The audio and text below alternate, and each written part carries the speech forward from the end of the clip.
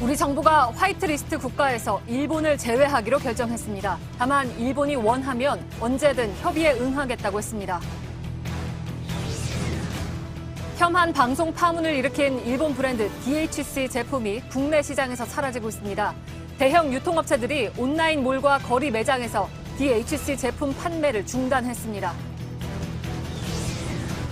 후쿠시마 원전에 쌓인 방사성 오염수 100만 톤 이상을 일본 정부가 바다에 방류하려 한다고 주장한 숀 버니 그린피스 원자력 수석 전문가가 JTBC와 인터뷰를 했습니다.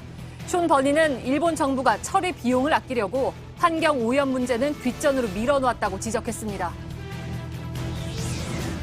1954년 대한민국 독도시찰단이 독도에서 활동하는 영상을 JTBC가 입수해서 처음으로 공개합니다.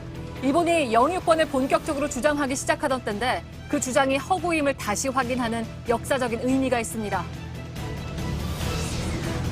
정부가 강도 높은 부동산 규제책을 내놨습니다. 이르면 오는 10월부터 서울 전 지역과 과천, 분당 등 투기 과열지구에는 민간 택지라도 분양가 상한제를 적용합니다. 전매 제한도 최대 10년으로 늘립니다. 전 남편을 살해하고 시신을 버린 혐의를 받고 있는 고유정이 2달 만에 재판에서 모습을 드러냈습니다. 우발적인 살인임을 거듭 주장하며 머리로 얼굴을 가렸는데 흥분한 시민이 고유정의 머리채를 잡아 끌어 한바탕 소동이 벌어졌습니다. 한상혁 방송통신위원장 후보자가 허위 조작 정보와 극단적인 혐오 표현은 표현의 자유 보호 범위 밖이라 규제 대상이 돼야 한다고 밝혔습니다. 자유한국당은 방통위원장에겐 가짜뉴스를 직접 규제할 권한이 없다며 반발했습니다. 무료로 양산을 대여해주는 서비스입니다. 필요하면 거치대에서 가져다가 쓰고 나가는 길에 다시 반납하면 되는 건데요. 그런데 돌아오지 않은 양산이 더 많아서 이렇게 거치대가 텅 비어 있습니다.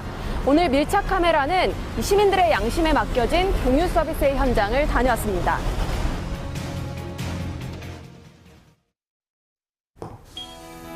공기청정기가 도로 위로 내일을 바꾸는 현대수소 전기차.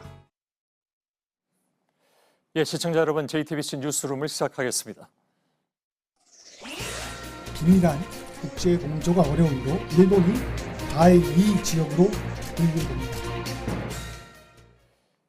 정부가 오늘 일본의 맞대응 카드를 이렇게 꺼내들었습니다. 일본이 한국만 화이트리스트에서 제외했듯이 우리도 일본만 수출 우대국에서 빼기로 한 것입니다.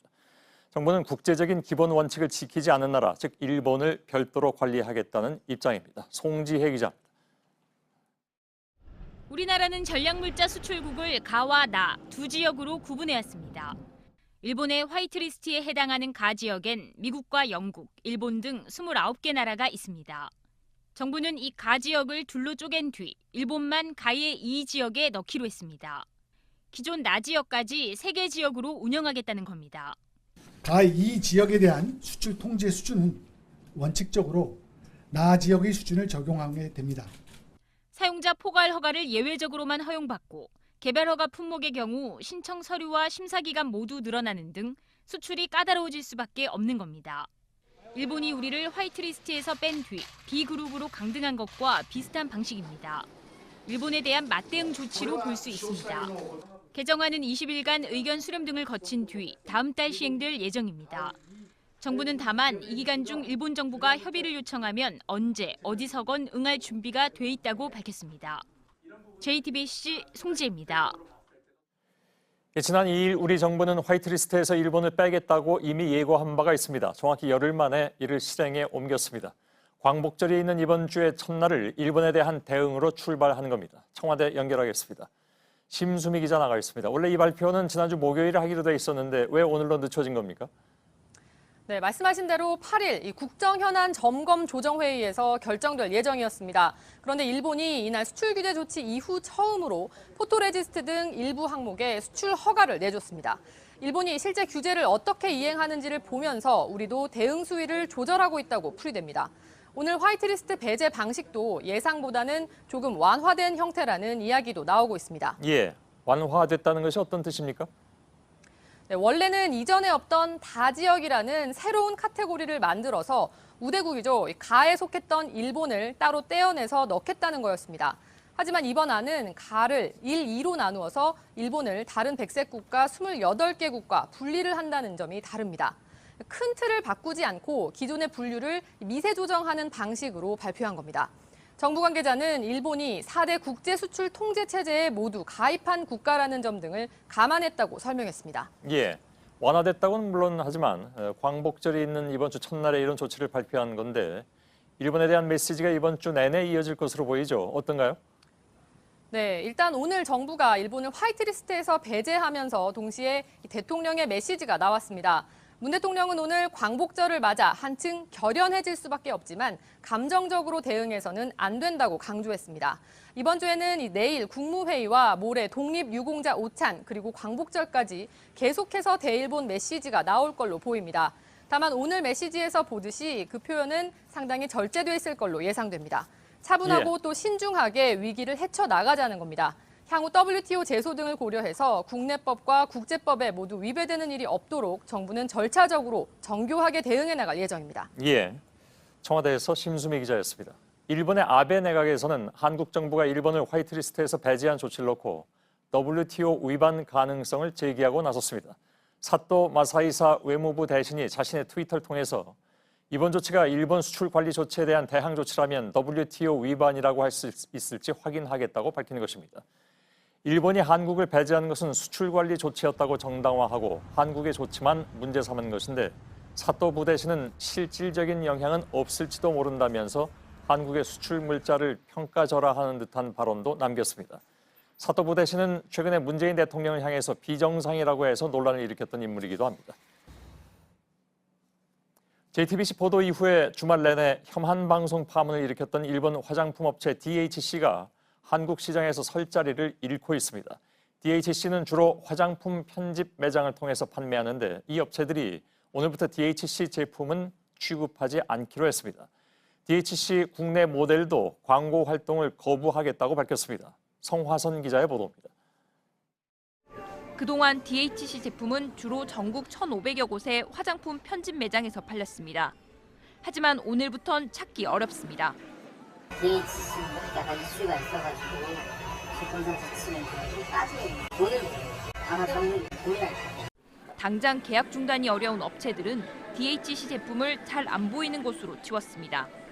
온라인몰에서 DHC를 검색해봤습니다. 검색 결과가 없다고 나옵니다. 매장뿐 아니라 온라인몰에서도 DHC 제품을 팔지 않기로 했기 때문입니다.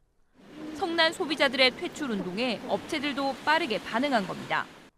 DHC 국내 모델인 배우 정유미 씨도 본사 측 망언을 비판하면서 광고 활동을 중단하겠다고 밝혔습니다. 소셜미디어에선 잘가요 DHC라는 해시태그를 단 게시물이 계속 늘고 있습니다. 앞서 DHC 텔레비전은 한국의 불매운동을 금방 뜨거워지고 금방 식는다고 비하했습니다.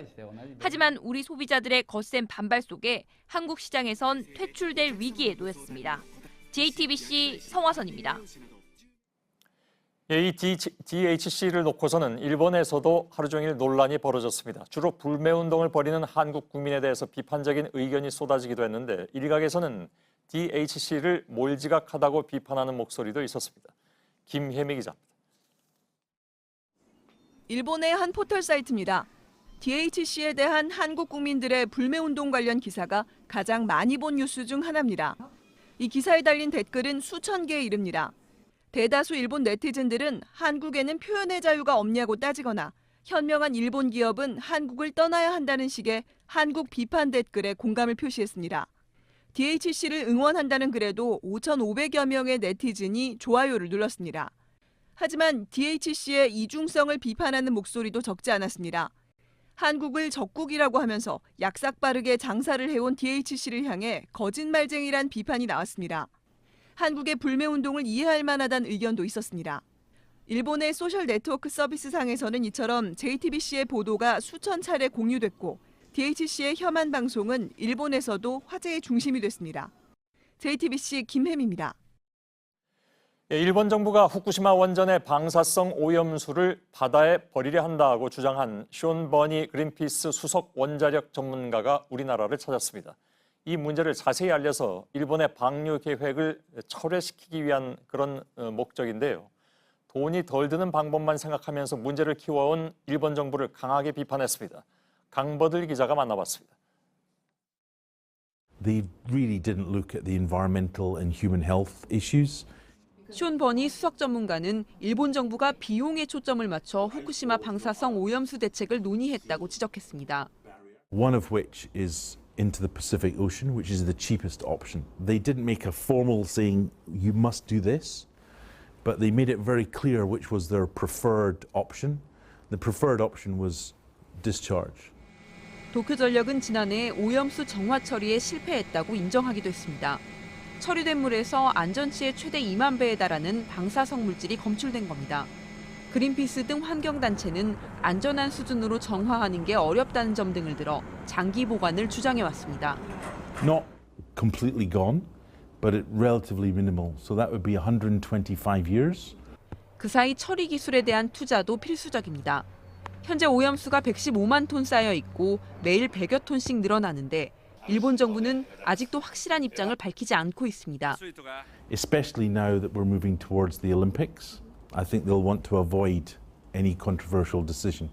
So they're going to keep discussing it and not make a decision formally.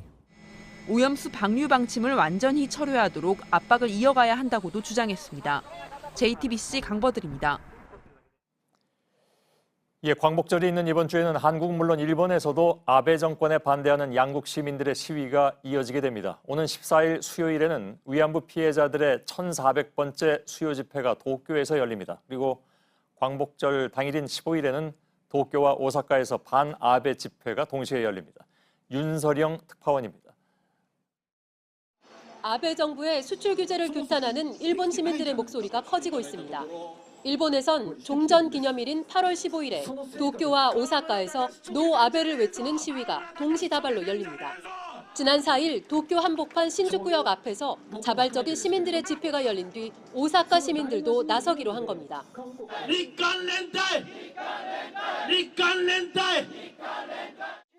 도쿄에선 아베 정권을 규탄하는 시민들이 총리 관저 앞으로 모일 예정입니다. 一旦はね、徴用工問題に対するね、報復っていうことがあるわけだから、それを推進しようとする安倍に対するね、戦いはですね、日本でもですね、全力でやりたいと、日韓連帯でやりたいと。 일본군 위안부 피해자 문제 해결을 촉구하는 행동도 곳곳에서 이어집니다. 이번 주 삿포로와 나고야 등에서 릴레이 토크 콘서트를 연 뒤 14일에는 도쿄에서 1400번째 수요 집회를 열고 대규모 행지에 나서기로 한 겁니다. 다만 올해는 평화의 소녀상 전시 중단 사태 등으로 사회적 관심이 커져 우익들의 방해도 더욱 집요할 것이라는 우려가 나옵니다. 도쿄에서 JTBC 윤서령입니다. 자, 지금부터는 JTBC가 처음으로 공개하는 50년대 독도의 모습입니다. 대한민국 경상북도 울릉도 남면 독도라고 새긴 글자, 바위 곳곳에 그린 태극기. 이것이 1950년대 우리 땅 독도의 모습입니다. 일본이 대외적으로 독도 영유권을 주장하기 시작하던 바로 그때이기도 하죠. 독도에 한국령이라는 표지를 없애고 한국 어부를 협박했다는 기록도 있습니다. 이런 일본의 도발을 의연하게 대처해온 우리의 모습이 영상으로 처음으로 확인됐습니다. 한국전쟁 직후에도 독도를 지켰던 흔들림 없는 의지가 그대로 담겨 있습니다. 저희가 지금부터 보여드릴 영상은 물론 공개된 적이 없는 현재까지 독도를 기록한 가장 오래된 필름입니다. 먼저 오선민 기자입니다.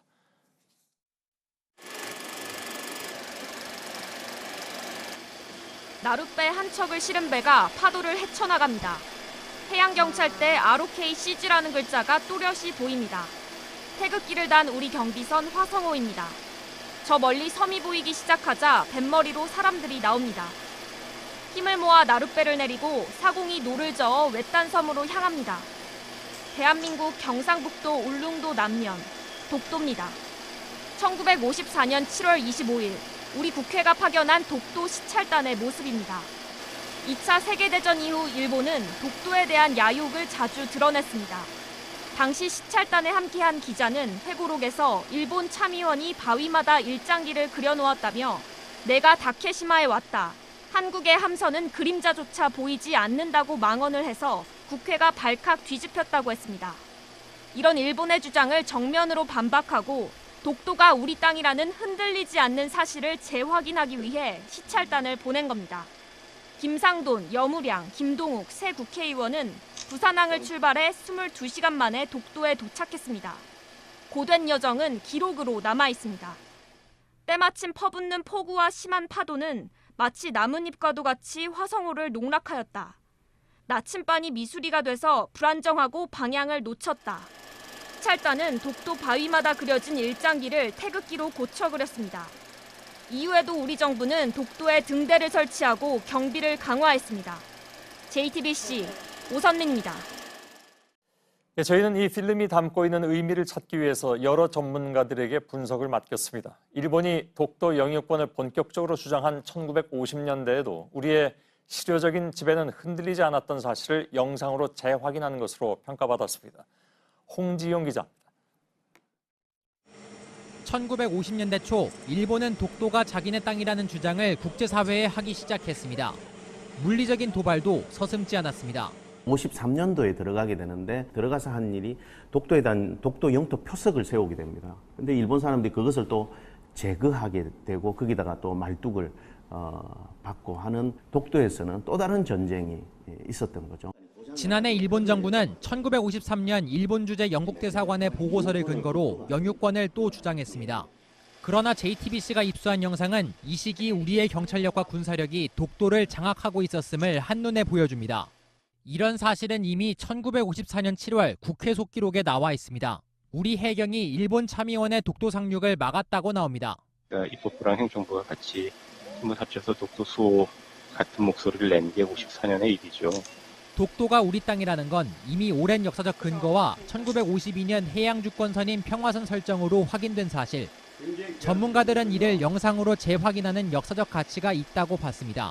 여기가 분쟁 지역이 아니라 우리가 점유하고 우리의 행정력이 미치고 있다는 것을 보여주는 게 이 영상은 독도를 담은 국내 필름 중 현재까지 가장 오래된 것으로 평가됩니다. 독도를 방문하여 상징적으로 이것이 대한민국 땅이라는 것을 세계에 알리려고 했던 행위라고 보여집니다. JTBC 홍지용입니다. 예, 이 영상을 저희 JTBC에 제보해 주신 이한수 씨를 잠시 화상으로 연결하겠습니다. 아베 정부의 행태를 본 뒤에 오래전부터 갖고 있던 필름을 공개하기로 결정했다고 하는군요.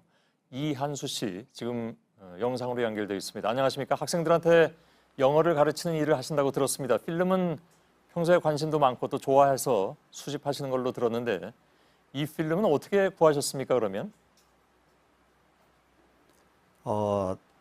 과거부터 우리나라뿐만이 아닌 다른 해외에 한국 관련된 많은 그 자료나 영상물들을 수집하는 것을 하나의 그 취미로 갖고 있었습니다. 예. 많은 필름들을 수집해 보면서 정리하고 그 다음에 또 기록해 보면서 언젠가는 이렇게 공개를 해야 되는 상황이 오지 않을까 그렇게 생각했던 건데 근자에 그 끊임없는 일본의 역사 왜곡이라든지 예. 아니면 독도 왜곡에 대한 문제가 너무 많이 발생이 되니까 이제는 좀 공개를 해야 될 때가 되지 않은가 그렇게 해서 공개를 하게 된 겁니다. 예, 이 필름은 그러니까 독도 필름은 그러면 언제쯤 입수를 하신 거죠? 한 20여 년 전 정도 될 겁니다. 예. 혹시 어떤 과정을 통해서 구하셨는지 여쭤봐도 됩니까?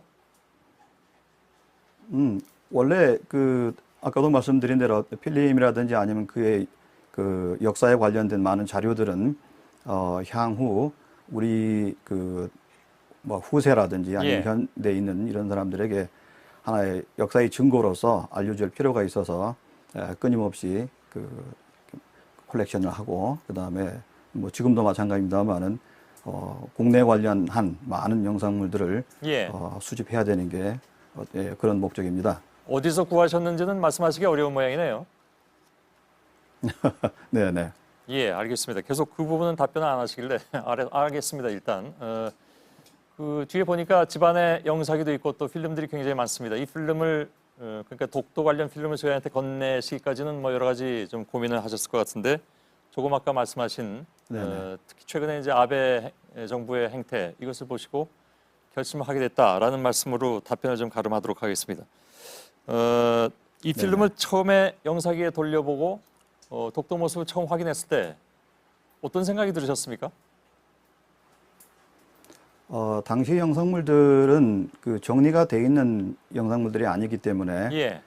내용들을 파악하기가 상당히 좀 어려웠었습니다. 그래서 많은 자료들을 정리 수집하고 그 다음에 기록물로 이렇게 정리하는 와중에 이 영상물 자체가 앞뒤가 이렇게 맞지가 않기 때문에 예. 많은 그 시간이 필요했던 거고 그 다음에 확인된 이후로는 굉장히 소중한 가치가 있다고 예. 그렇게 생각을 했던 거죠. 예. 네네. 20년 전에 이 필름을 입수를 하셨다고 했고 이 영상이 그만큼 네네. 또 사료적 가치가 굉장히 큰 것으로 아까 전문가들도 얘기를 했는데 그렇다면 지난 한 20년 네네. 동안 혹은 그보다 훨씬 더 전에 그러니까 이건 뭐 벌써 60년이 넘은 그런 필름이니까요. 왜 이렇게 오랜 시간 동안 공개가 네네. 되지 않았나 많은 분들이 좀 궁금해하실 것 같습니다.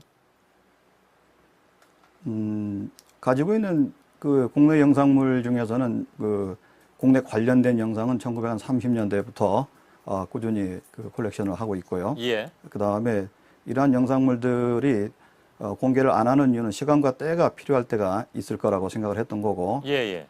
아직도 정리가 되지 않은 많은 필름들이 그런 시간과 때를 기다려서 우리에게 필요한 정보라고 하는 것은 과거에 우리의 이 선조들이 해봤던 거, 예. 아니면 지금의 우리의 모습, 그 다음에 그걸 바탕으로 해서 하나의 미래에 대한 이 사람들에게 블루프린트가 되지 않을까, 뭐 그런 생각을 하고 있습니다. 예, 알겠습니다. 그렇다면 앞으로 또 공개하실 필름도 있을 텐데 그것이 어느 때가 될지 그건 좀 기대가 되기도 합니다. 혹시 지금 워낙 이제 뒤에 많은 필름도 있어서 혹시 이런 여러 가지 필름 가운데 오늘 따로 좀 보여주실 수 있는 것도 있나요?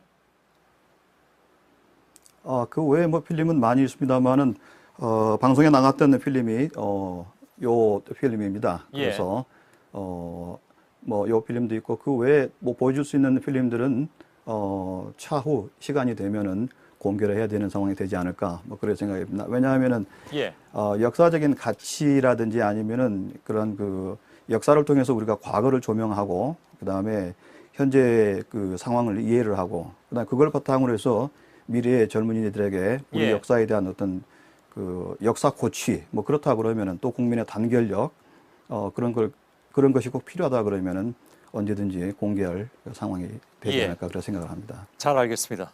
오늘 여기까지만 좀 말씀 듣겠습니다. 오늘 독도 필름 1954년도에 독도 방문 필름을 저희들한테 보내주신 이한수 씨와 잠깐 얘기 나눴습니다.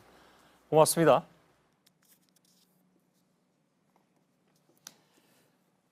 예, 정부가 지난해 9월보다 더 강력한 부동산 규제책을 내놨습니다. 이르면 오는 10월부터 투기과열지구는 민간 아파트에도 분양가 상한제를 확대합니다.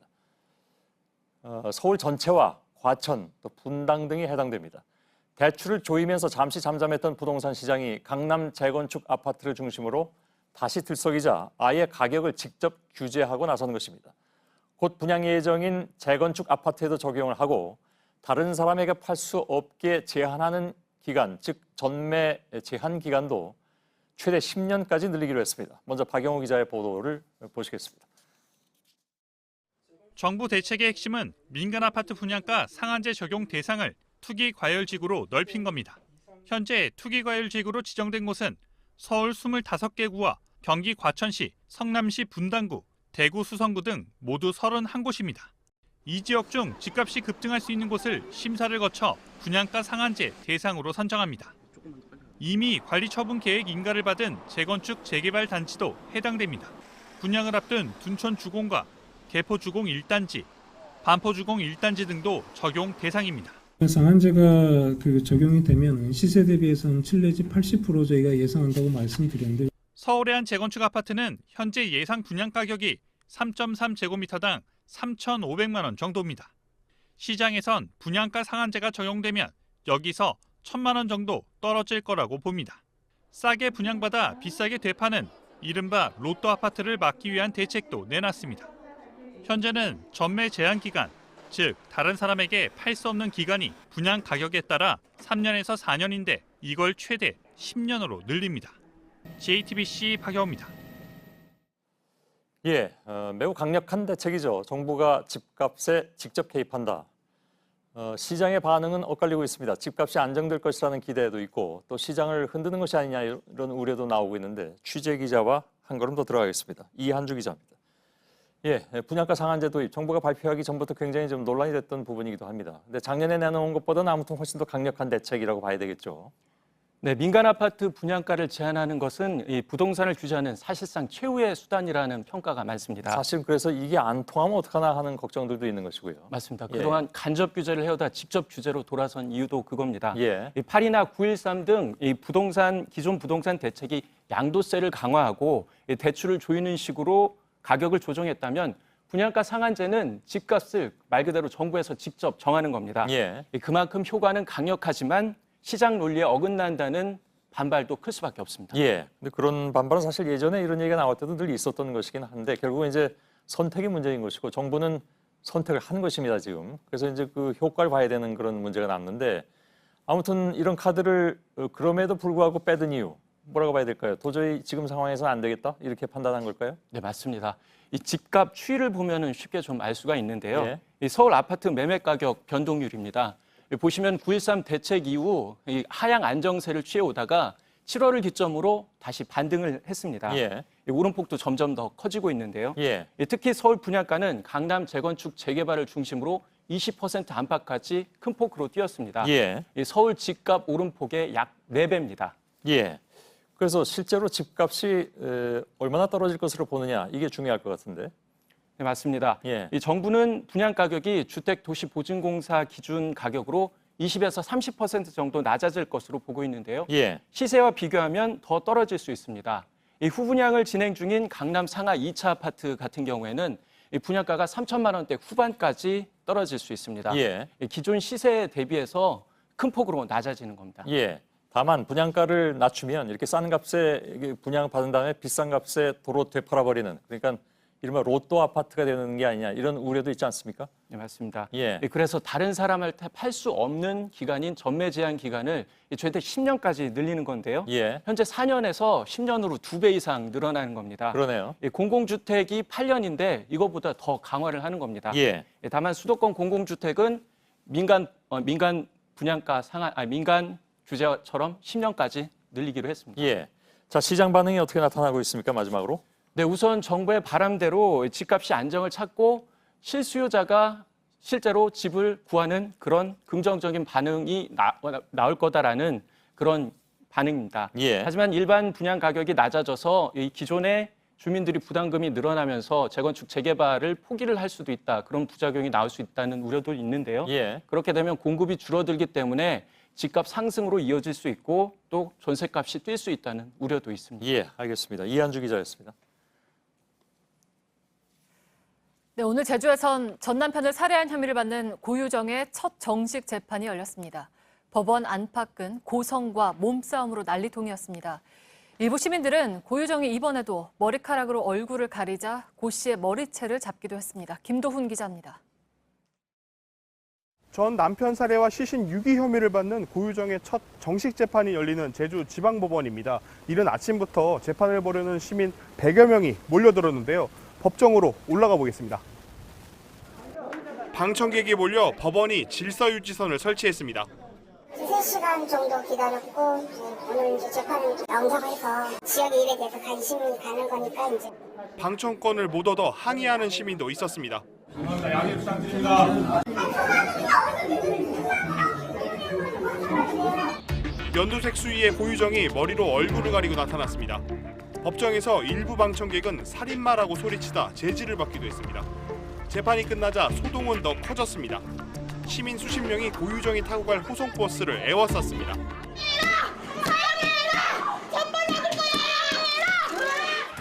재판 내내 머리로 얼굴을 가린 고유정에 시민들이 달려들기도 했습니다.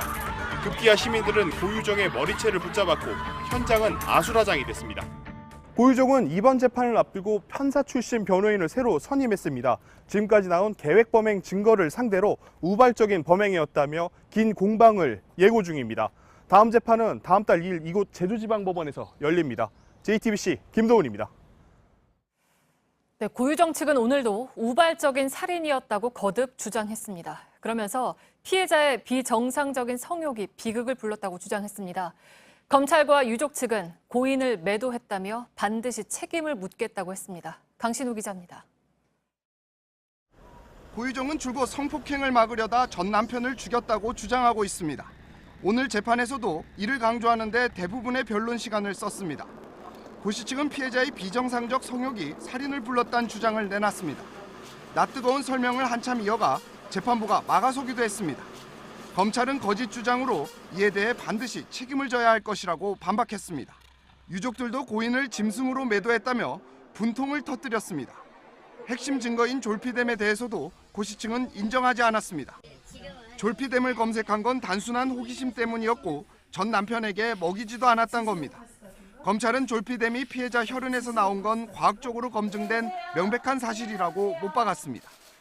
또 고 씨가 뼈의 강도나 무게, 뼈 버리는 법 등 살인과 관련한 검색을 한 점도 강조했습니다. 그러나 고 씨 측은 현 남편의 보양식으로 감자탕을 준비하다 연관 검색으로 이어져 들어간 것일 뿐이라고 반박했습니다.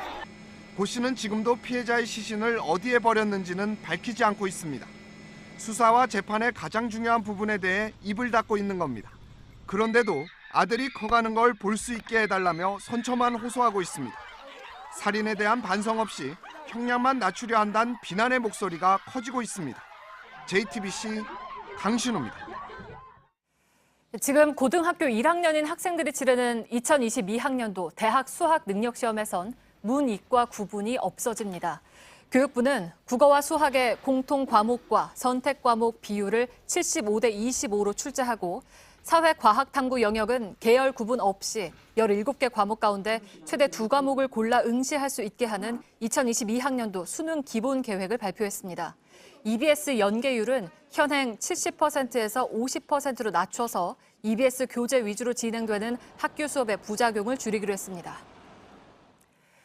네, 지난주에 예고한 대로 박지원, 천정배 의원 등 민주평화당 의원 10명이 오늘 집단 탈당을 선언하고 신당을 만들기로 했습니다. 총선을 치르기 위한 호남 중심의 새로운 당이 나올지는 여전히 불투명합니다. 김필중 기자입니다.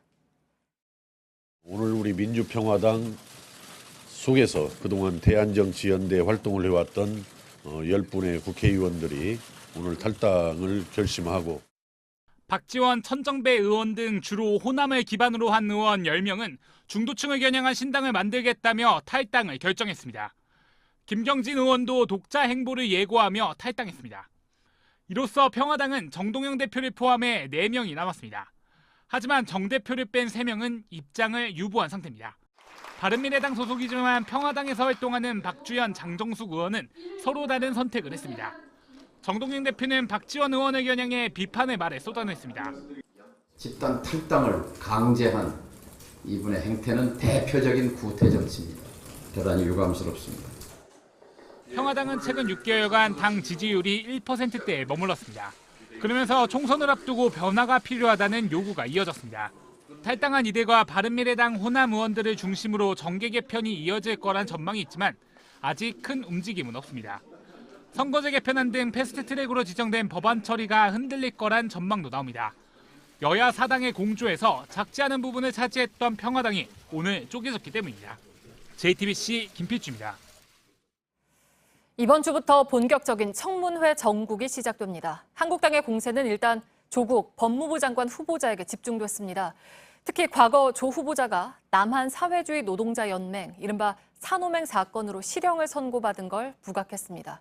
민주당은 색깔론 정치 공세라고 반박했습니다. 정종문 기자입니다. 조국 후보자 비판에는 황교안 자유한국당 대표가 직접 나섰습니다. 특히 공안검사 출신인 황 대표는 산호맹 사건을 강조했습니다. 무기 탈취 계획을 세우고 자살용 독극물 캡슐까지 만들었던 국가선복을 꿈꾸는 조직에 몸담았던 사람이 법무부 장관에 앉는 것이 도대체 말이 되는 이야기입니까? 조 후보자는 93년 울산대의 교수로 있다가 산호맹 사건에 연루돼 국가보안법 위반 혐의로 실형을 선고받은 바 있습니다. 야당은 국가전복 세력이라고까지 했습니다. 전향하지 않은 국가전복 세력에 속했던 사람을 법무부 장관에 임명함으로써 대한민국 헌법 수호에 책임이 있는 대통령이 민주당은 야당이 조 후보자를 비판하기 위해 색깔론을 꺼내 들었다고 주장했습니다. 좌파 독재, 신독재 완성, 검찰 도구화라며 지명 철회를 요구하는 논리는 막무가내에 해당합니다. 정치적 반대 세력을 침묵시키기 위해 좌익 용공으로 몰아세우는 것은 군사 독재 시절의 망령이자 정치 공세일 뿐입니다. 특히 산호맹 사건이 이명박 정부 시절인 2008년 민주화운동 관련자 보상심의위원회에서 민주화운동으로 평가받았다고도 덧붙였습니다. 청와대는 오는 14일 인사청문 요청서를 국회에 제출할 예정입니다. 본격적인 여야의 공방이 시작될 것으로 보입니다. JTBC 정종문입니다. 한상혁 방송통신위원장 후보자가 최근 논란이 되고 있는 가짜뉴스에 대해서 적극적으로 대응할 뜻을 밝혔습니다. 오늘 임시 사무실에 출근하면서 기자들과 만나 가짜뉴스는 표현의 자유가 보호하는 범위 밖에 있다고 못 박았습니다. 자유한국당은 월권 행위라면서 반발했습니다. 노진호 기자입니다. 한상혁 방송통신위원장 후보자는 먼저 표현의 자유에 대해 말했습니다. 저는 법률가입니다. 기존의 이 표현의 자유의 중요성에 대해서 누구보다도 잘 알고 있고 그 부분을 강조를 해왔습니다. 하지만 가짜뉴스는 표현의 자유에서 보호할 대상이 아니라고 못 박았습니다. 의도적인 허위 조작 정보 그리고 극단적인 혐오 표현 이런 부분들은 이 표현의 자유 보호 범위 밖에 있어서 규제의 대상이 돼야 되고. 한 후보자는 앞서 후보자 지명 후에도 소감문을 통해 허위 조작 정보의 심각성을 인식하고 개선책을 고민하겠다고 밝힌 바 있습니다. 자유한국당은 즉각 반발했습니다. 자유한국당 과학기술정보방송통신위원인 박대출 의원은 성명을 내고 섬뜩하다. 방통위원장에겐 가짜뉴스를 직접 규제할 권한이 없다고 주장했습니다. JTBC 노진호입니다. 일본군 위안부의 강제성이 없었다는 주장, 그리고 최근에는 반일 종족주의라는 책으로 친일 논란을 일으켰던 인물이기도 하죠. 이영훈 전 서울대 교수가 이번에는 알려진 것과는 달리 현재 서울대 명예교수가 아닌 것으로 확인됐습니다.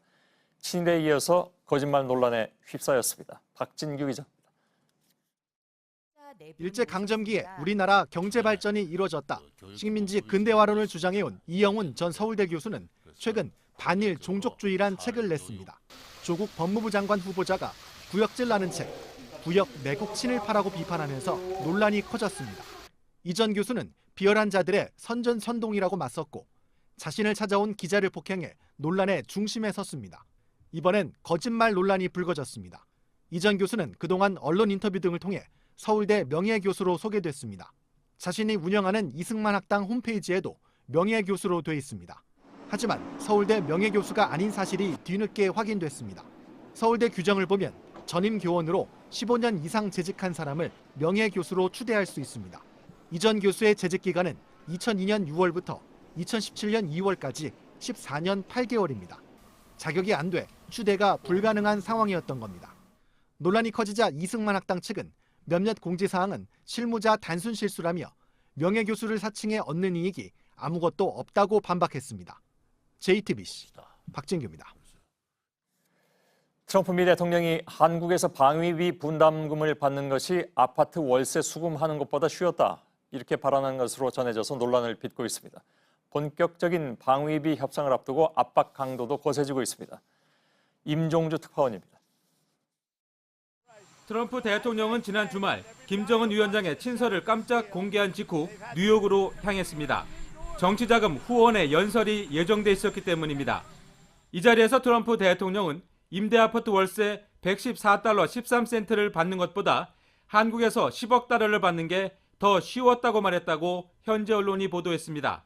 어릴 적 아버지와 임대료를 수금하던 일화를 소개하면서 나온 말이었습니다. 한국의 주한미군 주둔비 증액을 시적으로 내세운 것으로 보입니다. 올해 초 방위비 협상에서 미국은 10억 달러를 제시했고 협상은 그보다는 적은 1조 389억 원에 타결됐습니다. 트럼프 대통령은 또 한국이 대단한 TV를 만들고 경제도 번성했는데 왜 미국이 방위비를 내야 하느냐고 반문했다고 뉴욕포스트는 전했습니다. 이어 한국이 부담해야 한다고 했습니다. 전방위적인 방위비 인상 압박으로 풀이됩니다. 트럼프 대통령은 또 협상 과정을 설명하면서 문 대통령의 억양을 흉내내기도 했다고 신문은 전했습니다. 뉴욕포스트는 이 과정에서 트럼프 대통령이 동맹국을 조롱했다고 지적했습니다. 워싱턴에서 JTBC 임종주입니다. 그런데 트럼프 미 대통령은 북한의 잇따른 단거리 미사일 발사와 관련해선 계속 대수롭지 않다는 입장을 유지하고 있죠. 그러나 저희 취재 결과 트럼프는 비공개 석상에서는 북한의 잇따른 도발에 대해서 상당한 불쾌감을 표시했다고 합니다. 김정은 위원장이 최근에 갑자기 친서를 보낸 것도 이런 사정과 밀접한 연관이 있어 보입니다. 신진 기자입니다. 트럼프 대통령은 최근 북한의 발사체들에 대해 누구나 하는 작은 실험이라며 문제가 없다는 입장을 지속적으로 밝혀왔습니다. 하지만 한 외교 소식통이 전한 워싱턴의 기류는 다소 달랐습니다. 트럼프 대통령이 비공개 자리에선 북한이 비핵화 실무 협상에 응하지 않으면서 도발만 하고 있다면서 상당히 불쾌해했다는 겁니다. 이에 따라 이런 기류를 읽은 북한이 트럼프 대통령의 심기관리 차원에서 친서를 보냈을 것이라는 분석이 함께 나옵니다. 실제 트럼프 대통령은 친서 내용을 공개하며 단거리 미사일 실험 발사에 대한 작은 사과가 담겼다고 밝힌 바 있습니다. 일단 미 측은 북한이 9월 17일 유엔 총회가 열리기 전 실무 협상에 나설 것으로 보고 있다고 소식통은 전했습니다. 이용호 북한 외무상이 유엔 총회에 참가해 폼페이오 장관을 만날 가능성이 크기 때문입니다. 또 다른 외교 소식통은 하노이 3차 북미 정상회담 결렬 이후에 시작된 북한 내부 검열이 끝나지 않았지만 이달 말엔 인사가 마무리될 것으로 보이는 만큼 실무 협상이 곧 다시 시작될 것이라고 전망했습니다. JTBC 신진입니다. 최근 들어서 일부 야당에서는 핵 무장에 대한 주장이 부쩍 많이 나오고 있습니다. 오늘은 핵 전문가들을 불러서 토론회를 열었는데 은밀하게 우리나라의 핵 농축 시설을 만들어야 한다는 이야기까지 나왔습니다. 임소라 기자입니다. 한국형 핵 전략을 마련하겠다며 열린 한국당의 토론회입니다. 비공개로 우라늄 농축 시설을 가져야 한다는 등의 강경론이 등장했습니다. 아주 국가 차원에서 비공식적으로 그러니까 은밀하게 비공개적으로 산업에 핑계를 대고 농축 시설을 가져야 되고 일본이 당한 것은 핵을 갖지 않았기 때문에 당한 겁니다. 핵무장이 비현실적이란 지적이 나오자 이렇게 받아치기도 했습니다. 내가 뭐 좀 빼가먹고 뭐 욕을 먹든지 뭐 상관이 없는 거다. 무조건 내가 살아야 되는 거니까. 그게 사실 우리 여성들의 멘탈리티인데요. 항상 농담 삼아 우리는 빨리 여성분이 행주 치마를 둘러야 우리나라가 산다. 행주 산성을 가보면서 얼마나 남자들 시원찮았으면 행주 치마에 돌 던져서. 이런 가운데 한 외교부 출신 인사는 핵무장에 대한 반론을 내놓기도 했습니다. 핵무장은 지금 현재 우리 한국 내 상황을 볼 때 저희가 현실적인 옵션으로 보기에는 너무나 부정적인 요소가 많습니다. 황교안 대표는 짧은 인사말을 하고 먼저 자리를 떴습니다. 저는 그냥 번개 방문하고 번개처럼 가겠습니다만은 아주 의미 있는 그런 논의가. 황 대표는 총리 시절 핵무장에 반대하는 입장을 냈지만 대표가 된 이후에는 무작정 접어놓을 수 없다는 말도 했습니다. JTBC 임소라입니다. 홍콩에서 시위대와 경찰의 충돌이 갈수록 과격해지고 있습니다. 오늘 홍콩 공항은 비행편이 모두 취소됐습니다. 시내에서 화염병이 등장했고 시위를 하던 한 시민이 경찰의 고무탄에 얼굴을 맞아 시력을 잃을 정도로 심각한 부상을 당하기도 했습니다. 베이징에서 신경진 특파원입니다. 홍콩 중심가에 화염병이 불타오릅니다. 경찰서로도 화염병이 날아듭니다. 최루탄 경고 깃발을 든 진압 경찰이 행진합니다. 얼굴에 고무탄을 맞은 여성은 쓰러졌습니다. 오른쪽 안구가 터져 긴급 수술을 받았지만 시력을 잃었습니다. 경찰이 시위대를 향해 2m 거리에서 조준 사격하는 장면도 포착됐습니다. 인권단체는 최소한의 무력 사용 원칙마저 깨졌다며 경찰을 규탄했습니다. 10주째 접어든 홍콩 시위는 이제 물처럼 고였다 사라지는 플래시몹 형태로 진화했습니다. 영화배우 브루스리의 어록을 따른다는 분석이 현지 언론에서 나옵니다. Now water can flow or it can crash. Be water, my friend. 오늘은 공항으로 시위대가 몰리면서 홍콩 공항관리국은 비행 중인 항공기를 제외한 나머지 홍콩행 항공편을 취소시켰습니다. 중국에선 공청단이 지난 주말 웨이보에 폭동 진압 규정을 담은 중국 무장경찰법 조항을 올렸습니다.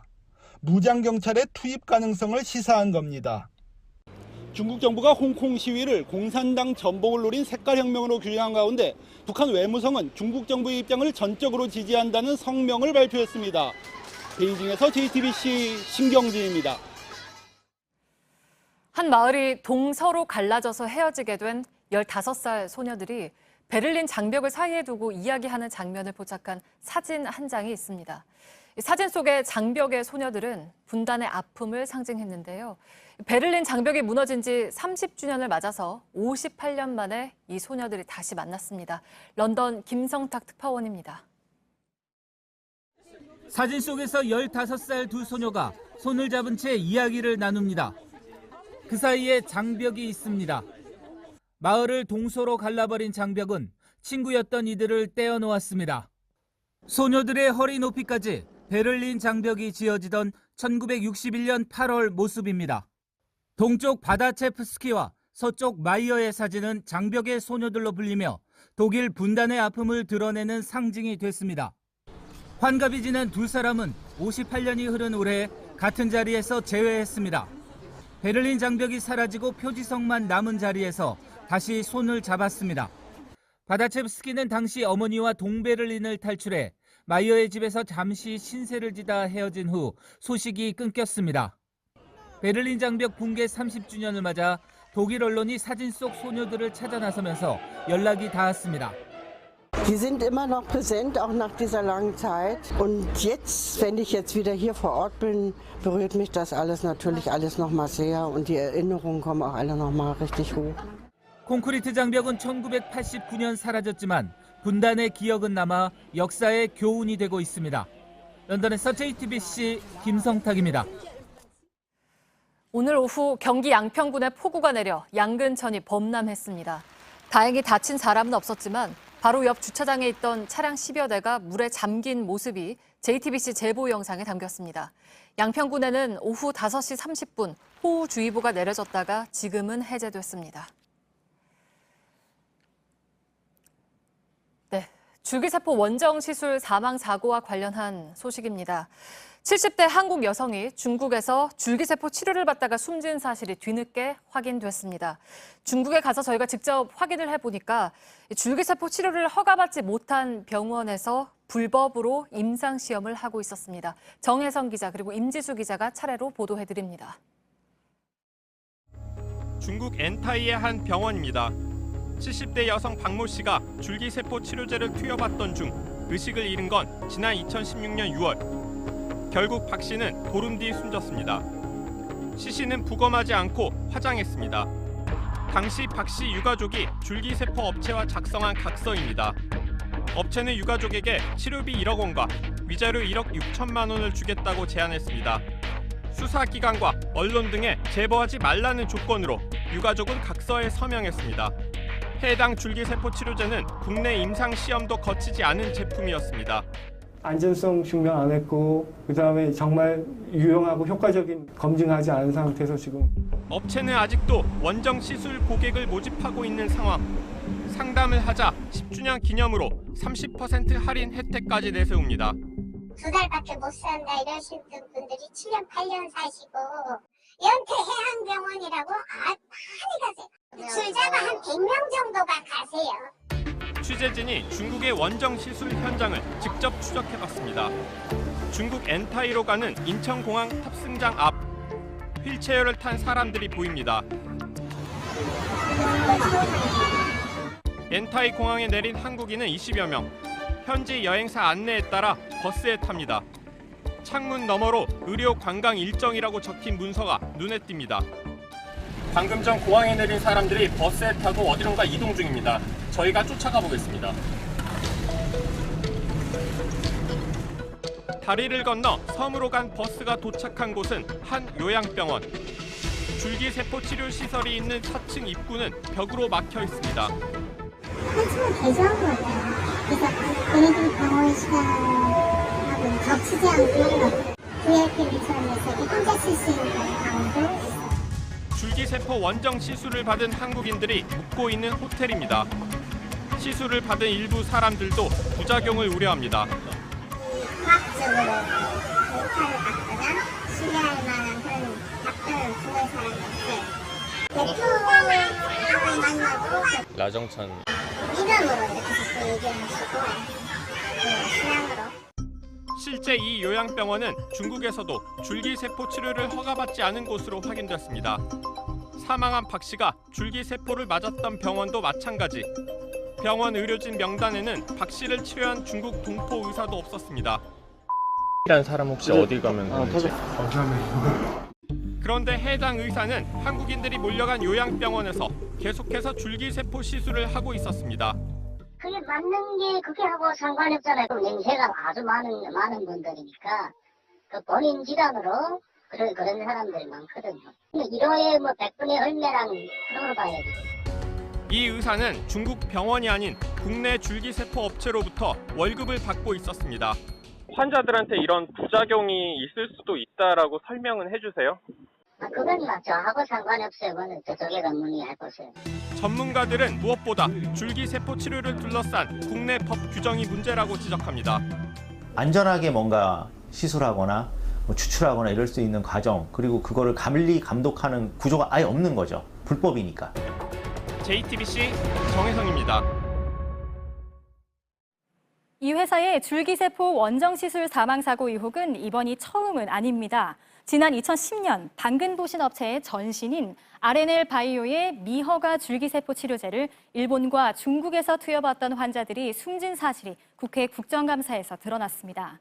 2년 뒤에는 이 일본 언론에서도 한국의 원정줄기세포 시술 실태를 고발하면서 국내외에 큰 파장을 일으켰습니다.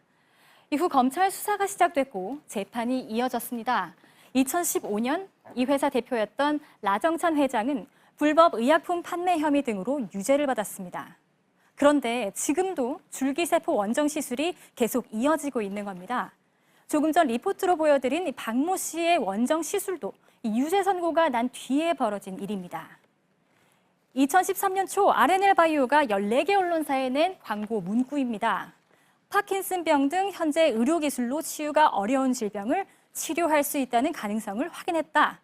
정작 이 회사는 줄기세포 치료제 중에는 임상시험을 마친 건 하나도 없었습니다.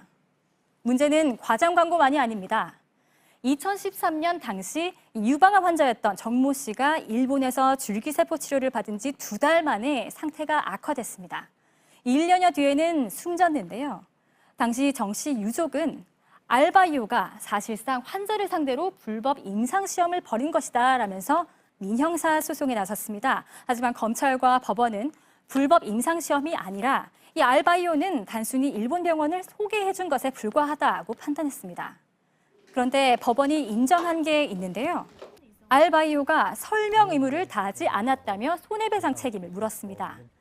정 씨가 부작용이나 위험성과 관련해 제대로 된 전문 의료진 설명 한번 듣지 못한 채 치료 계약을 맺은 점을 지적한 겁니다.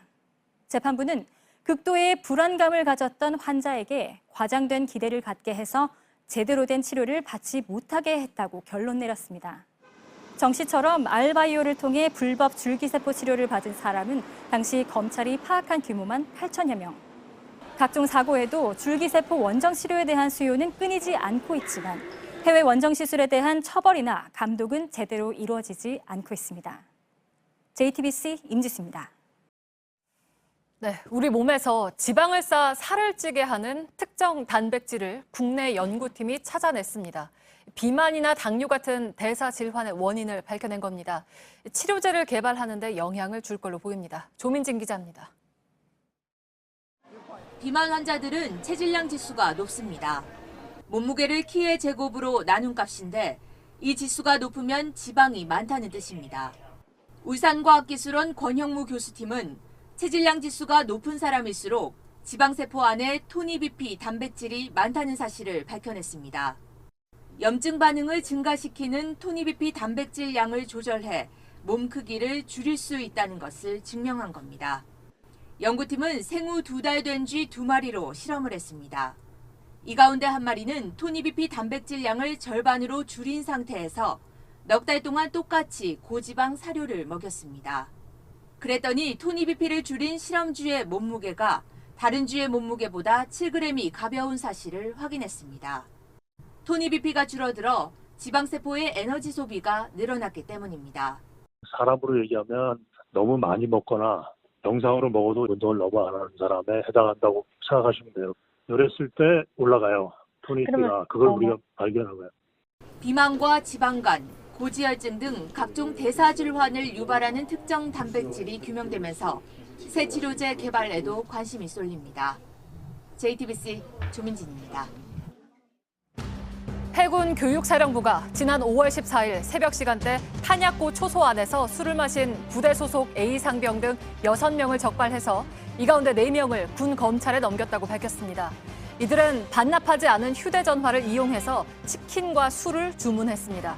해당 부대는 이런 일이 있은 지 한 달 뒤 부대 관계자의 소원 수리를 통해 뒤늦게 이 사실을 알게 됐습니다. 우리 시간으로 지난 10일 밤 10시 40분쯤 크로아티아 남동부 크르카 국립공원에서 한국인 관광객 2명이 숨진 채 발견됐습니다. 외교부는 사망한 우리 국민이 50대 남성과 20대 여성으로 부녀지간이라고 전했습니다. 크로아티아 경찰은 정확한 사망 원인을 파악하기 위해서 오늘 시신을 부검할 예정입니다. 경북 포항시 오천읍에서 검붉은 수돗물이 나왔다는 신고가 오늘까지 96건 접수됐습니다.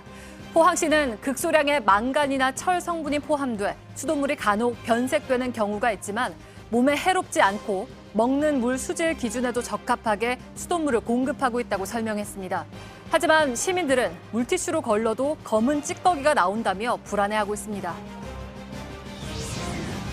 오늘 낮 12시 45분쯤 부산 동구 범일초등학교 근처 내리막길에서 55살 A씨가 몰던 승용차가 하수관 공사 현장을 덮쳤습니다. 이 사고로 현장을 통제하던 60살 B씨가 숨지고 주차돼 있던 화물차가 밀리며 동료 작업자 2명이 크게 다쳤습니다. 경찰은 제동장치가 듣지 않았다는 운전자의 진술을 바탕으로 정확한 사고 원인을 찾고 있습니다. 시상대 맨 위에서 환하게 웃어야 할 때 굳은 얼굴을 하고 뭔가 얘기하듯 불만을 드러내는 선수들. 요즘 스포츠에선 이런 장면들을 종종 볼 수 있습니다. 1등이 누리는 기쁨을 포기하고 불편한 현실에 항의하는 선수들의 이야기를 백수진 기자가 보도합니다. 메달을 목에 걸고 꽃다발을 받고 환하게 웃는 선수들로 기억되는 시상대. 그러나 그 위에서 미국 펜싱 대표 임보던은 홀로 무릎을 꿇었습니다. 환호 대신 침묵을 선택했습니다. 미국 해머 던지기 대표 베리도 금메달을 따고선 시상대에서 주먹 쥔 손을 높이 치켜들었습니다. 1968년 멕시코 올림픽에서 흑인 차별에 항의해 미국 선수들이 했던 검은 장갑 세리머니를 떠올리게 했습니다. 미국 사회의 여전한 인종차별, 그리고 이런 행위를 방조하는 트럼프 대통령을 향한 항의였습니다. 펜싱 선수는 소셜미디어에 증오를 퍼뜨리는 대통령의 변화를 요구하기 위해 나의 중요한 순간을 희생하기로 했다고 설명했습니다. 스포츠에선 정치적 메시지를 표출하는 것을 금지하고 있지만 요즘은 모든 눈길이 쏠리는 순간 선수들이 세상을 향한 목소리를 드러내고 있습니다. 1등이 되기 위한 경쟁을 뛰어넘어 그 과정이 공정했는지를 따져 묻기도 합니다. 지난달 세계 수영 선수권 대회에선 도핑 의혹을 받는 순양의 금메달을 못 믿겠다며 선수들이 시상대에 오르길 거부했습니다.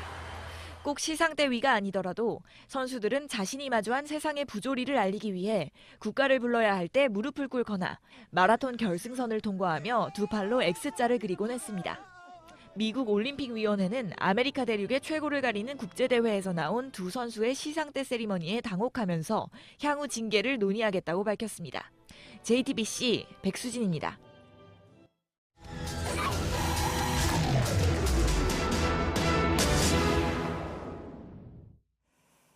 네, 너무 더운 날씨가 이어지면서 일부 지자체에서 시민들에게 양산을 무료로 빌려주고 있습니다.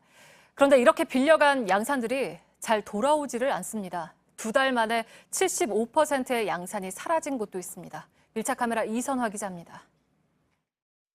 서울역 인근에 있는 고가 정원인 서울로입니다. 위로 올라오면 이렇게 양산 거치대가 마련이 되어 있는데요.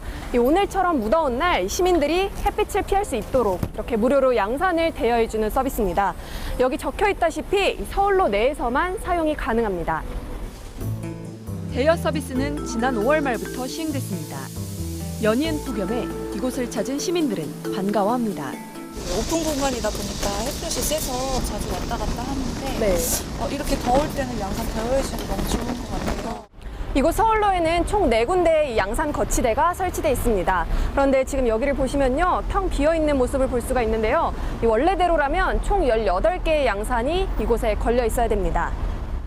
하지만 같은 시간 양산을 쓰고 서울로를 걷는 사람은 많지 않습니다. 모두 분실된 겁니다. 시간만 내잖아요. 어떤 분들은 뭐 하나씩 주는 거냐고 가게 가면 이런 것도 지금 가야도 될 사람이 다 있어야 돼. 실제로 취재진이 지켜본 결과 가져가는 사람들을 쉽게 찾아볼 수 있었습니다. 짝을 지어 양산을 쓴 시민들. 서울로를 빠져나가 골목길을 한참 걸어갑니다. 목적지는 1km 떨어진 곳에 있는 식당이었습니다. 식사를 마친 이들에게 양산에 대해 묻자 주민이어서 잠깐 사용한 거라고 말합니다. 인근 시장에서도 양산을 발견할 수 있었습니다.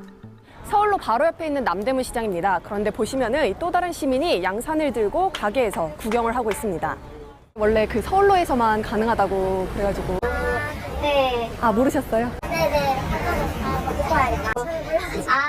사용한 양산을 아무데나 걸어놓고 가는가 하면 밖으로 나가려다 보안관한테 제지당하기도 합니다.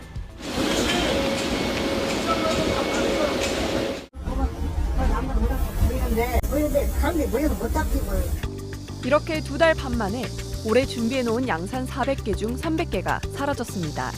소유하고 싶은 거죠. 공사니까. 하는 없어요. 그렇다고 제가 어디까지 못한다고 사오리 나올지 자산입니다라고 얘기를 하면 들은 적도 아니에요. 서울시는 내년을 대비해서 부족한 양산을 새로 구입할 계획입니다. 시민성을 기반으로 하는 서비스이기 때문에 위치 추적 시스템을 달아야 되는 게 아닌가라고 말씀들을 많이 해주셨는데 배보다 배꼽이 더 큰 경우가 발생하는 경우가 생길 것 같아서 언젠가는 돌려줄 양심을 믿는다면서 자비로 양산을 구입해 빌려주는 사람도 있습니다.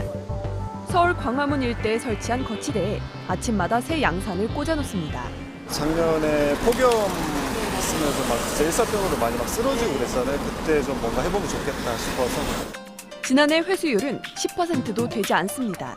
거의 없다고 본 게 다시 돌려놔 달라고 적어 놓으셨더라고요. 왜냐면 여기에 제가 적어 놓질 않았으니까 좀 뭔가 도움을 주고 싶으셨나 봐요.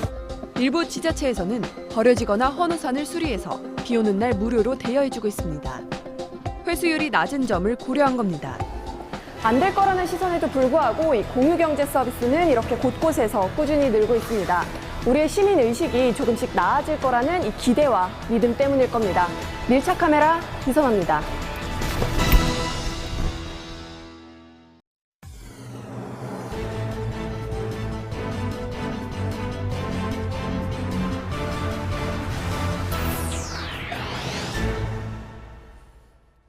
예, 뉴스룸의 앵커 브리핑을 시작하겠습니다. 그들에게는 남들이 가지지 못한 3가지가 주어집니다. 이른바 3반의 프리미엄. 집안, 즉 아버지나 할아버지가 닦아놓은 지역 기반과 간판이나 지명도를 뜻하는 간반, 그리고 자금력을 의미하는 가반. 그것은 일본에만 독특하게 존재하는 정치 문화, 즉 할아버지에서 아버지로 혹은 사위나 손자에게까지 이어지는 세습 정치를 말합니다.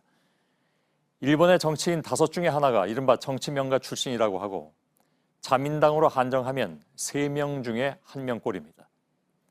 그들은 부모의 밑에서 정계에 입문한 이후에 지역구와 심지어 후원자까지 고스란히 물려받는다는데 그 대물림은 발전이 아닌 퇴행으로 귀결되곤 합니다. 끊임없이 할아버지를 닮아가고자 했던 사람. 이미 알려진 것처럼 그의 조부는 2차 대전 A급 전범이었던 기시 노부스케이지만 그에게는 또 다른 할아버지가 존재했습니다. 일본의 군국주의에 맞선 평화주의자였던 친할아버지 아베 간. 아버지인 아베 신타로 역시 평화주의자였죠. 친부와 친조부 모두 평화를 이야기했지만 그는 평화주의자인 친가를 지우고 A급 전범이었던 외조부를 선택했던 것입니다. 우리를 향해서 무례하다고 했던 일본의 외무장관 또한 마찬가지입니다. 위안부 동원에 일본 정부와 군의 개입이 있었다는 것을 사과한 고노담화의 장본인이 바로 그의 부친이었지만 그는 26년 뒤에 부친의 담화를 정면으로 부정했습니다.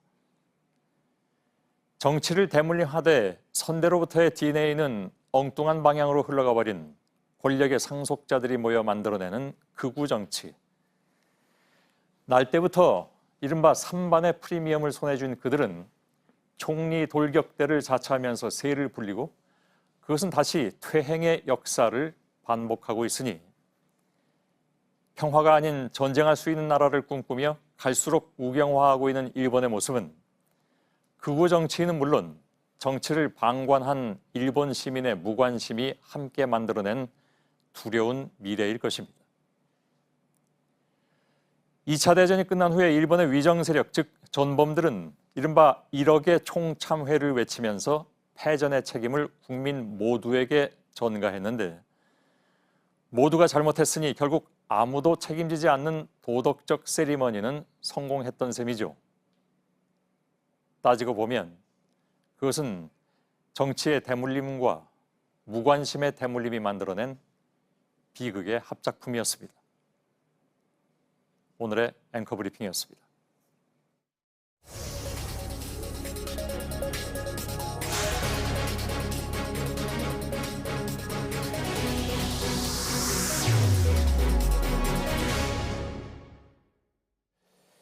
청해부대 강감찬함이 내일 아덴만으로 갑니다. 그런데 미국이 주도하는 호르무즈 해협 호위 연합체에 우리 정부가 참여를 결정하게 될 경우에 강감찬함은 뱃머리를 돌려서 중동으로 향할 수도 있습니다. 이미 에스퍼 미 국방장관이 이걸 요구한 바가 있죠.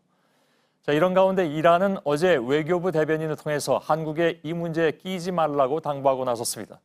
복잡해진 상황에 대해서 먼저 김태형 기자의 리포트 보시고 잠시 한국에 들른 뉴스룸의 전 앵커 한윤지 중동통신원이 직접 스튜디오에 나와서 현지 상황을 좀 설명을 해드리겠습니다. 청해부대 30진 강감찬함이 내일 부산을 떠납니다. 아덴만 해역에서 작전 중인 대조영함과 교대하기 위해서입니다. 당초 강감찬함은 호르무즈 해협으로 곧장 투입될 것이란 관측이 나왔지만 일단 아덴만으로 향합니다. 우리 정부가 미국 주도의 호르무즈 해협 호위 연합체에 참가할지 결정을 내리지 않아서입니다. 앞서 마크 에스퍼 미 국방장관은 지난주 한국을 찾아 호위 연합체의 필요성을 강조했습니다. 다만 해군은 이미 호르무즈 해협 투입 가능성에 대비해온 걸로 전해집니다. 강감찬함의 수중방어 체계를 보강하는 등 해적이 아닌 정규군을 상대할 대비를 한 겁니다. 해적을 상대하는 아덴만뿐만 아니라 호르무즈 해협까지 작전 범위 확대를 고려한 정황입니다. 국방부는 연합체 참여가 결정될 경우 청해부대의 작전 지역 확대를 우선적으로 추진한다며 이 경우 국회 동의는 필요하지 않다는 입장입니다. 하지만 일부 야당에선 이번 조치를 사실상 새로운 파병으로 규정하고 있어 국회 동의와 관련해 반발이 예상됩니다. JTBC 김태영입니다. 예, 저희 뉴스룸의 전 앵커이기도 하죠. 현재 쿠웨이트에 거주 중인 한윤지 씨. 저희들이 편하게는 중동통신원이라고 부르긴 합니다만 아무튼 한윤지 전 앵커가 오늘 무척 오랜만에 저희 스튜디오에 나와 있습니다. 지금 긴장감이 높아지는 중동 현지 분위기를 전달해주기 위해서 나와 있습니다. 어서 오세요. 네, 안녕하세요. 예, 3년 4개월 만이네요. 네, 그렇습니다. 예, 좀 긴장됩니까? 네, 살짝 긴장됩니다. 예. 우리 시청자 여러분께 그래도 잠깐 좀 인사를 드리는 게 좋을 것 같습니다. 네. 예. 시청자 여러분, 이렇게 다시 만나 뵙게 돼서 반갑습니다. 예. 무척 짧은 인사였습니다. 네. 쿠웨이트가 지금 한 50도 된다고 하죠, 여름에? 네, 한여름에 50도 넘는 날들이 많기 때문에 사실 그래요. 제가 한국에 들어갔을 때 폭염특보다 폭염경보다 이렇게 얘기를 하는데 예. 사실 저한테는 덥다고 느껴지지 않았습니다. 그죠, 한 시원한 정도? 네. 예, 알겠습니다. 자, 오늘 쿠웨이트 호르무즈 해협에 대해서 얘기를 해주기 위해서 나오셨는데 쿠웨이트가 중동 국가 중에서는 한국이 그 처한 상황하고 가장 비슷하다고 얘기를 들어서 그건 어떤 얘기입니까? 네, 중동의 GCC 그러니까 걸프 협력회의 국가들 가운데서 쿠웨이트가 한국과 처한 상황이 가장 비슷합니다. 예. 쿠웨이트의 인구 30%, 비공식적으로는 그보다 많은 40% 이상이 시아파, 그러니까 이란과 종파가 같습니다. 예.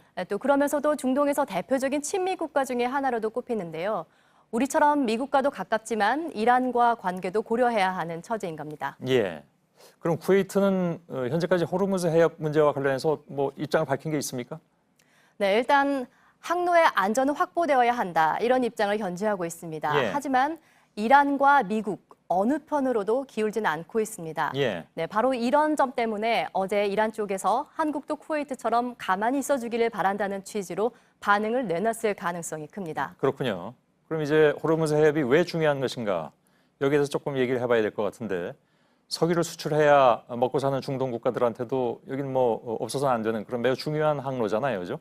예, 그렇습니다. 한국의 경우 이 호르무즈 해협을 통해서 국내로 들여오는 원유의 약 73%가 이곳을 통과합니다. 예. 또 일본 등 다른 수입국들의 사정도 크게 다르지 않은데요. 하지만 이걸 뒤집어서 생각을 해보면 산유국들에게도 이 호르무즈 해협은 상당히 중요한 생명줄과 같다. 그렇겠네요. 이렇게 생각을 할 수가 있습니다. 예. 실제로 이 지도를 보시면요. 예. 카타르와 쿠웨이트의 경우에는 지도를 보시면 아시겠지만 페르시아만이 바다로 통하는 유일한 통로입니다. 아, 저기가 막히면 아예 그냥 다 나가는 길이 없어져 버리는 예, 그런 그렇습니다. 상황이네요. 만약에 호르무즈 해협이 막히게 된다면 바다를 통해서는 더 이상 석유를 팔 수 없다는 얘기가 됩니다. 예. 또 한 가지 흥미로운 사실이 하나 있는데요. 현재 호르무즈 사건과 관련해서 상당히 마음 편히 미국 편에 들고 있는 두 나라가 있습니다. 예. 바로 사우디아라비아와 아랍에미레이트인데요. 이 두 나라는 일찌감치 대형 파이프라인을 건설해서 해상 이외에 다른 대체 수송로를 확보해 놓은 상태입니다. 예, 굳이 호르무즈 해협을 통하지 않아도 된다. 예, 그렇습니다. 이것이 그 두 나라의 입장이다 그런 얘기군요. 한국은 뭐 이래저래 사실 뭐 좀 곤란한 입장이어서 정부에서 이제 파병이라는 단어 자체도 사실 쓰고 있지는 않습니다. 그래서 근데 뭐 하여간 파병이든 뭐든 뭐라고 부르든지 간에 우리 군이 가면 그건 당연히 파장이 좀 있을 것 같군요. 그렇다면. 예, 그렇습니다. 나라마다 입장이 다르기 때문에 또 전망도 또 파장도 다를 수가 있겠지만 예. 일단 제가 살고 있는 쿠웨이트 지역 전문가에게 물어봤습니다. 예. 그랬더니 상당한 파장이 예상된다, 이렇게 얘기를 하면서 크게 우려를 했습니다. 캐나다 출신으로 쿠웨이트에서 오래 국제 정치를 연구해온 학자인데요. 카타르, 쿠웨이트, 오만, 이라크는 한국의 연루를 좋아하지 않을 것이다. 그리고 또 중립을 지키려는 중동의 나라들과 에너지 계약과 사업 등에 차질을 빚을 수 있다, 이렇게 말을 했습니다. 예. 자, 지금 뭐 한윤지 전 앵커는 조만간 다시 중동 지역으로 돌아가야 하는데 현지 교민들 우려가 굉장히 클 것 같습니다. 혹시 오기 전에도 얘기를 들었습니까? 예, 내심 걱정하는 분들이 많습니다. 현지에서 이라크 전쟁을 경험한 바 있는 교민들에게 한번 여쭤봤는데요. 예. 그랬더니 한국군이 올 경우에 이란과 미국과의 갈등이 사실 전 세계적인 갈등으로 확대되지는 않을까, 바로 이런 점들을 우려하고 있었습니다. 예. 또 그중에서도 특히 이란이 있는 교민들에게도 한번 여쭤봤는데요. 이란 사람들이 한번 돌아서고 나면 다시는 이 이란 시장을 회복하기 힘들 거라고 우려를 하고 있습니다. 예. 그렇지 않아도 지난해 이란에 대한 제재가 다시 시작되면서 한국 등 외국 기업 61곳이 이란에서의 사업을 중단했는데요. 예. 이 자리를 중국 기업들이 현재 꿰차고 있는 상황입니다. 예. 자, 지금 그 이슬람 최대 명절 기간이라고 들었습니다. 그러니까 이게 라마단 끝나고 있는 명절 기간보다 더 큰 기간이라면서요. 명절 기간이라고 들었는데 이 끝나고 나면 본격적으로 이 얘기가 좀 이슈가 더 커지면서 갈등이 심해질 가능성이 있겠군요. 그렇다면. 예, 이란은 오늘부터, 그리고 사우디아라비아는 지난 5일부터 이슬람 최대 명절인 이드 알 아드하가 시작이 됐습니다. 예, 보통 라마단이 끝나고 나면 작은 명절이라고 하는데요. 이번 명절은 대명절이라고 해서 이슬람에서는 가장 큰 행사입니다. 예. 이번 주까지 이어지는 이번 행사가 끝나고 나면 이란에서도 본격적으로 메시지가 나올 것으로 보이는데요. 중동 상황은 조금 더 지켜봐야 할 것 같습니다. 예, 알겠습니다. 중동 쿠웨이트에 거주하면서 중동 소식을 전해주고 있는 한윤지 전 앵커가 오늘 스튜디오에서 직접 전해주었습니다. 반가웠습니다. 예.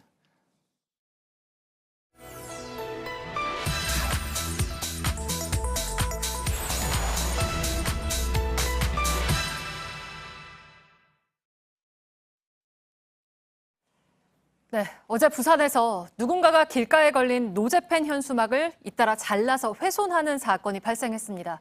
이를 두고 시민들의 반응은 엇갈렸습니다. 애초에 불법 현수막 같던데 그걸 훼손한 건 괜찮지 않냐? 경찰이 수사를 할 일이냐? 또는 엄연한 불법 행위다. 노제펜이 마음에 안 든다고 저러면 안 된다 등입니다. 팩트체크 이가혁 기자와 함께 따져보겠습니다. 네. 이가혁 기자, 일단 부산 사건 범인이 잡혔습니까? 네, 어제 검거돼서 조사를 받았습니다. 정신질환 병력이 있는 10대 청소년이었습니다. 새벽 시간에 부산 동래구와 연제구에 걸린 노제펜 현수막 5개의 고정 끈을 가위 등으로 잘라서 떨어뜨리고 또 뒷면에는 매직으로 글씨를 썼습니다. 노제펜 깃발 거슬려서 다 잘라버렸다 이런 글과 인증사진도 인터넷에 올렸습니다. 이 훼손된 현수막은 모두 구청의 사전 허가나 신고 없이 걸려있던 것으로 확인됐습니다. 네, 그러니까 불법 현수막이었다는 거잖아요. 근데 불법이라고 하더라도 그렇게 막 자르거나 훼손해서는 안 되는 거죠? 네, 그렇습니다. 원칙적으로 그렇게 훼손하면 불법입니다. 네. 구청의 허가 또는 신고 여부를 떠나서 단속 권한이 없는 사람이 마음대로 현수막을 훼손하면 남의 물건을 망가뜨린 죄, 즉 재물 손괴가 됩니다. 재산권과 표현의 자유를 중요시하는 측면이 있습니다. 현수막에 오물을 던지거나 낙서를 하는 것도 훼손입니다. 3년 이하의 징역 또는 700만 원 이하의 벌금을 내야 할 수도 있습니다. 네, 실제 법원 판단도 있습니까? 네, 지난해 이런 일이 있습니다. 부산의 한 아파트에서 주민들 사이에 갈등이 빚어졌습니다. 한쪽 주민이 다른 쪽 주민을 비방하는 현수막을 걸었고 이를 본 반대 진영의 주민이 이를 떼어냈습니다. 결국 법정까지 갔는데 재물 손괴가 인정돼서 벌금 30만 원이 선고됐습니다. 네. 그런데 예외도 있습니다. 2017년에 대전에서는 한 아파트 동대표가 관리소장을 비난하는 현수막을 내걸었습니다. 이 관리소장이 이를 떼어냈는데 법원은 재물 손괴 무죄를 선고했습니다. 네, 현수막에 적힌 이 비방 내용이 앞서 법원에서 이게 사실이 아니다라고 판단을 했던, 그러니까 거짓 내용을 현수막에 적었기 때문입니다. 이런 여러 가지 사정을 종합해서 법원은 현수막을 떼어낸 동기나 목적이 정당하다고 봤습니다. 그러니까 이 대전 사례처럼 법원이 납득할 정당한 이유가 있는 게 아니라면 어제 부산 사례처럼 마음에 들지 않는다거나 특별한 이유 없이 훼손하면 처벌될 수 있습니다. 네, 그러면 요즘에 이제 노제펜 현수막을 거는 분들이 많잖아요. 그러니까 걸 때 어떤 게 불법이고 아닌지를 좀 설명을 해주실까요? 네, 횡단보도 예를 보면 구청에서 마련한 지정 게시대 보신 적 있을 겁니다. 지자체마다 이렇게 지정 게시대를 설치해 놓았는데 그곳을 이용해야 합니다. 시군, 구청 등 이 관할 지자체에 신고를 하고 일정 비용을 내면 걸 수 있습니다. 이게 그냥 가로수에 줄로 이렇게 매달아 놓으면 안 되냐 이런 의문을 가지신 분들도 있는데 행정안전부와 또 여러 구청이 확인해 봤습니다. 결론은 안 됩니다. 미아 찾기, 또 교통사고 목격자 찾는다 이런 내용이 이런 예외되는 경우가 아니라면 지정 게시대에만 가능합니다. 내용이 부적절해서도 안 됩니다. 노제펜 이런 문구는 문제가 되지 않지만 인종차별, 성차별, 또 범죄 미화, 음란 내용이 포함되면 그 어디에도 걸 수 없습니다. 네, 그러니까 불법 현수막이더라도 막 떼어내면 재물손괴죄가 될 수 있다가 이제 오늘 결론이겠죠. 네. 팩트체크 이가혁 기자였습니다.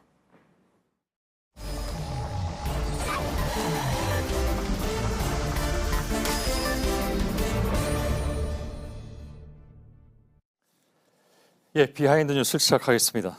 박성태 기자가 나와 있습니다. 어서 오세요. 예. 시작하죠. 네, 첫 키워드는 베스트셀러난으로 잡았습니다. 예, 무슨 책을 얘기합니까? 예, 이영훈 전 서울대 교수가 최근에 냈던 책이고 논란이 된 바가 있습니다. 바로 반일 종족주의라는 책인데요. 책 내용을 보면 단적으로 얘기하면 일본 덕에 우리나라가 성장했다라는 고 해석되는 부분이 많아서 옛날부터 논란이 그렇게 많이 주장을 해온 사람이기도 하죠. 그렇습니다. 예. 그런데 이 책이 최근 베스트셀러에 올랐습니다. 예. 한 온라인 사이트에 그 출판 책 서점에 온라인 서점에 보면 1위에 올라 있습니다. 예. 얼마 전 조국 전 민정수석이 이런 구역질 나는 내용의 책을 낼 자유가 있다면 친일이라고 얘기할 수 있는 자유도 있다라고 하면서 논란이 있었는데요. 오히려 그러면서 관심을 좀 받았고요. 특히 많이 산 사람들이 인증이 됐는데 극우 성향 커뮤니티인 일베에서는 이 책을 구매 인증한다라면서 여러 사람이 글을 올리기도 했습니다. 아무래도 극우 성향 인사들도 좀 사서 판매도 좀 늘어난 것으로 보입니다. 예, 일부는 예상이 됐었던 일이기도 하죠. 그렇게 해서 오히려 마케팅에 도움이 돼버리는 상황이 됐으니까. 그렇습니다. 어떻게 보면 노이즈 마케팅이 된 셈인데요. 앞서 이제 극우 성향 극우 성향 인사들이 좀 샀다고 하는데 예. 다른 분들도 있습니다. 홍준표 전 자유한국당 대표도 책을 읽었는데요. 읽어보니 이건 아니다 싶다.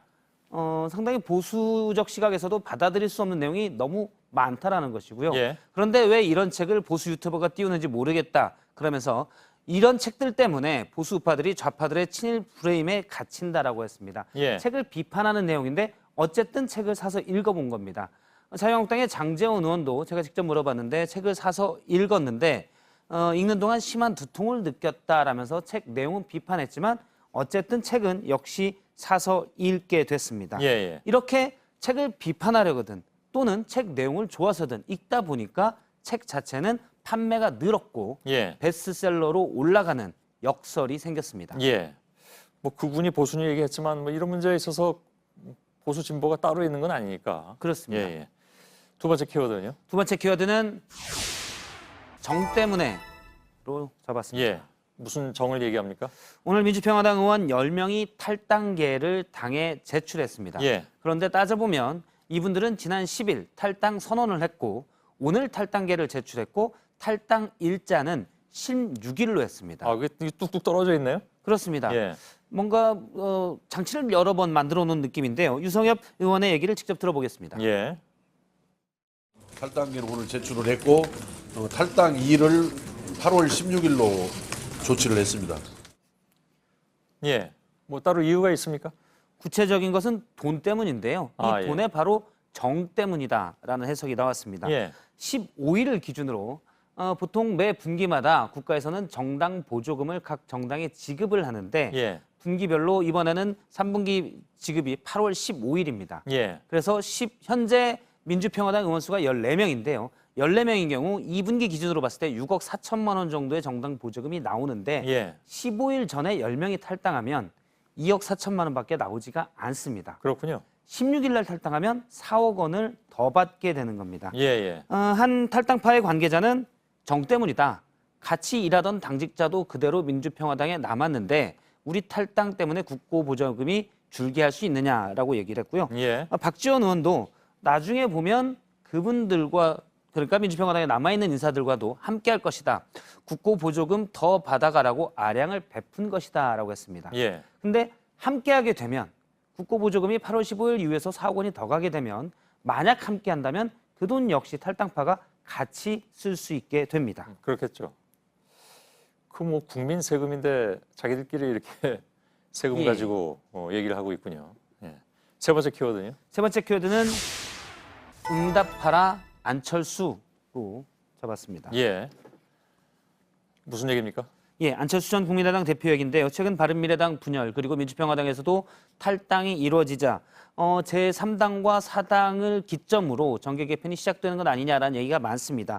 그러자 독일에 가 있는 연수차가 있는 안철수 전 대표를 찾는 사람이 많습니다. 예. 일단 바른미래당의 바른정당 계에서는 안철수 전 대표가 빨리 돌아와야 된다고 하는데요. 하태경 의원의 경우 현재 당 상황을 안철수 전 대표가 와서 정리를 해야 한다고 했고 밥상을 본인이 차릴 거냐 아니면 숟가락을 얹을 거냐의 문제라고 했습니다. 예. 당 상황을 본인이 직접 정리를 하게 되면 직접 밥상을 차리는 모양이 된다라는 예. 해석입니다. 당권파에서도 안철수 전 의원의 동향에 관심이 많은데요. 제가 오늘 물어보니까 바른미래당 핵심 관계자는 한때 가까웠던 의원들도 현재 독일 쪽으로 연락이 안 되는 것으로 안다라고 얘기했습니다. 예. 뭔가 동향 또 혹시 언제 귀국하느냐 의사를 물어보려고 연락을 하려는데 예. 잘 전화를 받지 않는다고 합니다. 별로 관심이 없다 그런 얘기인가 보죠? 일단 겉으로 보기에 충분히 그렇게 보일 수 있는데요. 안 전 대표의 측근에게 혹시 최근에 연락한 게 언제냐라고 물어보니 10여일 전쯤 연락이 됐었다고 했고요. 예, 예. 귀국 전에 사전 정지 작업이 필요하다고 했습니다. 그러니까 그냥 안철수 전 대표가 오기만 해서 해결되는 건 아니고 바른미래당에 뭔가 역할을 맡아야 되는데 손학규 대표가 지금은 당권을 쥐고 있는 상황이기 때문에 예. 와봐야 할 게 없다는 겁니다.